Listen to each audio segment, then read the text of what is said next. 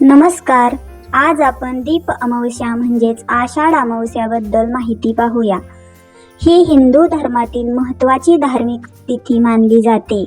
या दिवशी दीपांचे पूजन करून अंधकार दूर करून ज्ञान, प्रकाश आणि सकारात्मकतेचे स्वागत केले जाते.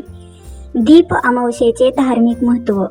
या दिवशी घरातील सर्व दिवे, पणत्या आणि दीप स्वच्छ करून त्यांची पूजा केली जाते.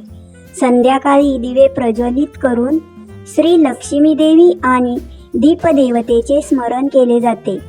दिवा हा ज्ञान, सद्बुद्धी आणि सकारात्मकतेचे प्रतीक मानला जातो.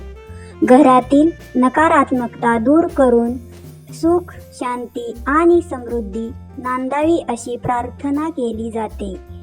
काही ठिकाणी या दिवशी घरातील वापरातील दिवे, समई, निरंजन यांची विशेष पूजा करण्याची परंपरा आहे. दुसऱ्या दिवशीपासून श्रावण महिना सुरू होत असल्यामुळे दीप अमावस्येला श्रावणाच्या पवित्र महिन्यांचे स्वागत करण्याचा दिवस असेही मानले जाते.